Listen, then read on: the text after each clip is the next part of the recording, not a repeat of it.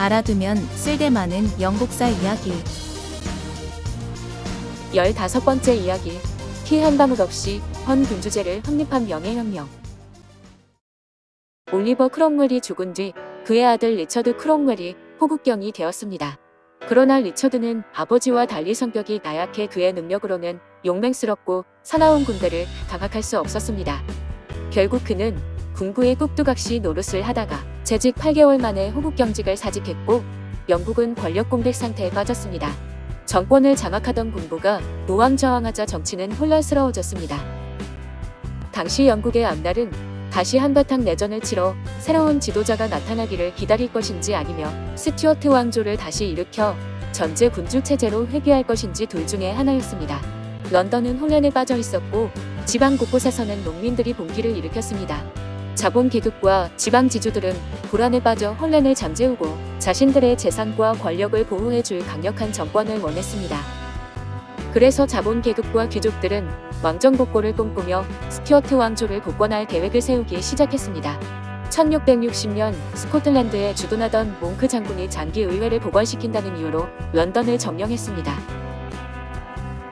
사실 몽크 장군은 골수 왕당파였지만 의회파가 세력을 얻자 목숨을 부지하기 위해서 의회파로 위장하고 있었던 것입니다. 그러나 올리버 크롬웰이 죽자 몽크는 본색을 드러냈습니다. 왕정 복고를 희망하던 몽크 장군은 왕당파 의원이 주축이 된 장기의회를 소집했습니다. 장기의회는 찰스 1세의 아들 찰스의 왕위 계승을 승인하고 왕으로 옹립하기로 했습니다. 네덜란드에서 머물고 있던 찰스 왕자는 난폭한 혁명군에게 핍박받은 불쌍한 왕자의 모습으로 대중 앞에 나타났습니다. 영국으로 돌아가기에 앞서 네덜란드의 브레다에서 브레다 선언을 하게 됩니다. 여기서 잠깐 브레다 선언. 호국경 정치의 말기에 영국에서는 G 몽크의 지도로 왕정복고 준비가 진행되었는데 찰스는 자신의 포비 조건으로서 이 선언을 제시하였습니다. 청교도 혁명 중의 행동에 대해서는 대사면을 하고 혁명 중에 구입한 토지의 구유권을 인정하며 신앙의 자유를 보장하고 군대의 미지급 급여를 지불한다는 점 등을 약속한 것입니다. 이는 나중에 클레런던 백작이 되는 하이드의 진언에 의한 것이라고 하는데 의회가 이를 승인하여 왕정복고가 실현되었습니다. 그러나 그가 즉위한 뒤에는 이 선언 내용은 사실상 무시된 것이나 다름이 없었습니다. 브레다 선언은 혁명 기간에 이익을 얻으며 왕정복고를 두려워하던 의회파의 불안감을 없애주는데 충분했습니다. 국민은 앞다퉈 찰스 왕자의 귀국을 호소했고 한 달 후 찰스 왕자가 영국으로 귀국해 왕위에 오르니 바로 찰스 2세입니다. 크롬웰의 독재 정치에 시달린 영국 국민은 새로운 왕이 영국의 전통적인 질서를 회복시켜 주리라고 굳게 믿었습니다. 그러나 찰스 2세는 즉위한 지 얼마 지나지 않아 약속을 뒤엎고 의회파의 보복을 가하기 시작했습니다. 올리버 크롬웰의 무덤을 파헤쳐 시신을 참수한 후 목을 웨스트민스터 홀에 걸어놓았고 당시 찰스 1세의 처형을 판결한 최고재판에 참여했던 사람들을 전원 사형에 처했습니다. 찰스 2세가 아버지를 죽음으로 몰아간 의회파를 상대로 피해 복수를 하는 데서 멈췄다면 대다수 영국인은 그를 용납하고 일해했을 것입니다. 그러나 정작 영국 국민을 참을 수 없게 한 것은 찰스 2세의 친프랑스 정책이었습니다.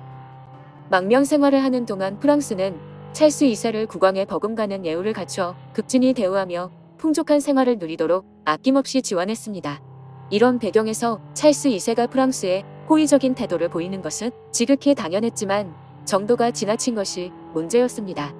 찰스 2세는 1662년 프랑스와 조약을 맺고 과거 크롬웰이 스페인에서 빼앗은 덴케르크를 프랑스에 팔아넘겼습니다. 연간 무역 흑자가 수십만 파운드에 달하는 중요한 무역항을 20만 파운드라는 헐값에 팔아치운 것입니다. 찰스 2세가 의회를 무시하며 독재 정치를 펼치자 의회는 비국교도는 공직을 가질 수 없도록 규정하는 심사율과 국왕이 불법적으로 국민을 체포할 수 없도록 규정한 인신보호율을 제정했습니다. 의회는 또다시 영국 정치 권력의 중심이 되었습니다. 1685년 찰스 2세가 숨졌는데 아들이 여러 명 있었지만 모두 사상하였습니다. 사상하는 왕위 계승권이 없어 그의 동생이 왕위에 올랐는데 바로 제임스 2세였습니다. 제임스 2세 역시 그의 형과 마찬가지로 혁명가들을 끔찍이 증오했습니다. 그는 한술 더 떠서 자신이 가톨릭 교도임을 공개적으로 선언했습니다. 당시 영국 사회는 대부분 신교도 후 가톨릭이 복권되는 것을 바라는 이는 아무도 없었습니다. 그러나 제임스 2세는 자신의 종교적 성향이 심각한 정복 불안을 초래할 수 있다는 사실에 아랑곳하지 않았습니다. 그뿐 아니라 의회의 동의도 구하지 않고 세금을 거둬들이고 프랑스 수입 상품에 관세를 내렸습니다. 이 때문에 프랑스 상품이 밀물처럼 들어오면서 영국 상인들은 심각한 경제적 타격을 입었습니다. 이런 상황에서 제임스 2세의 두 번째 왕비가 아들을 낳자 국왕과 의회의 갈등이 표면화되었습니다.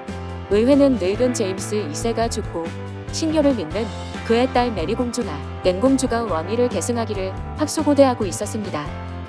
그런데 왕자의 탄생은 신교도들의 희망을 앗아갔습니다. 의회는 오랜 기간의 내전을 거쳐 어렵사리 이룬 종교개혁이 수포로 돌아가는 것을 가만히 좌시할 수는 없어 마침내 명예혁명이라고 불리는 정변이 시작되었습니다.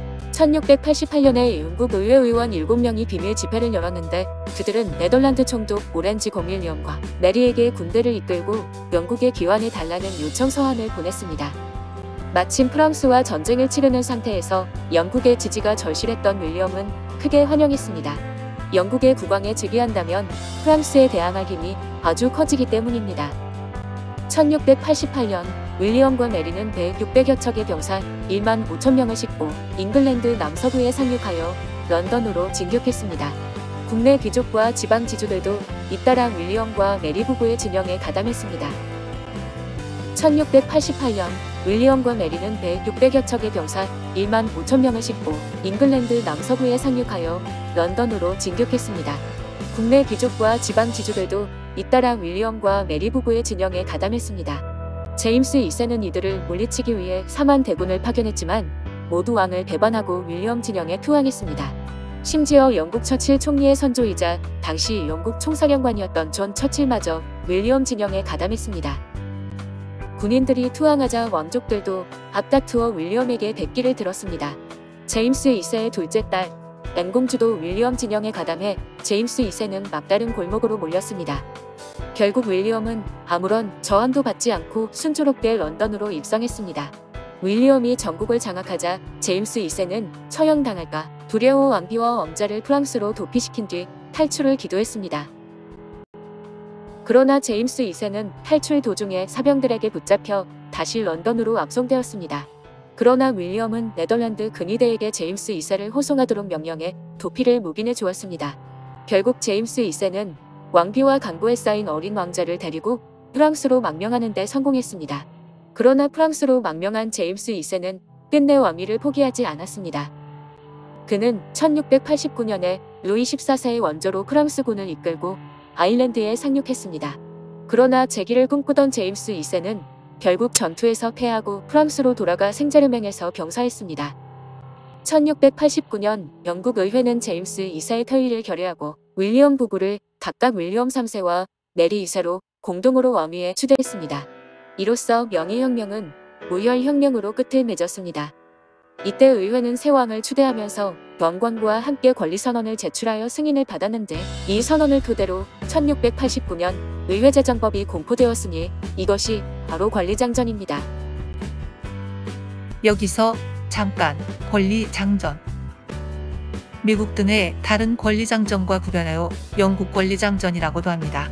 권리청원이 영국의 청교도혁명과 관련된 인권선언인 것에 비해 권리장전은 명예혁명의 결과 이루어진 인권선언입니다. 의회는 새 왕을 추대하면서 권리선언을 제출해 승인을 받았고 이를 토대로 의회제정법이 공포되었는데 이것이 권리장전입니다. 주요 내용은 제임스 2세의 불법행위를 12개조로 열거했습니다. 이 권리장전은 영국의 의회 정치 확립의 기초가 되었다는 점에서 영국 헌정상 커다란 의의가 있습니다. 또한 미국의 독립선언, 버지니아 권리장전, 매사추세츠 권리선언 등에도 영향을 주었고 프랑스 인권선언에도 영향을 끼쳤습니다. 권리장전이란 말은 오늘날 일반화되어 인권을 보장하는 조항을 가리키는 말로 사용되기도 하는데 한국 헌법 제2장 국민의 권리와 의무는 한국의 권리장전이라 할 수 있습니다. 윌리엄 3세는 왕권을 제한하는 권리장전이 달갑지 않았지만 의회와 갈등을 피하기 위해 순순히 승인했습니다. 권리장전은 법률로 왕권을 제약하고 국왕의 계승까지도 의회가 결정하는 의회 중심의 입헌군주제를 확립시킨 계기가 되었습니다. 의회가 왕권과의 투쟁에서 최후의 승리를 거두면서 국왕 한 사람이 나라를 다스리던 시대가 끝난 것입니다. 16번째 이야기, 약탈과 무자비한 학살로 악명이 높은 영국 도민도 회사로 이어집니다.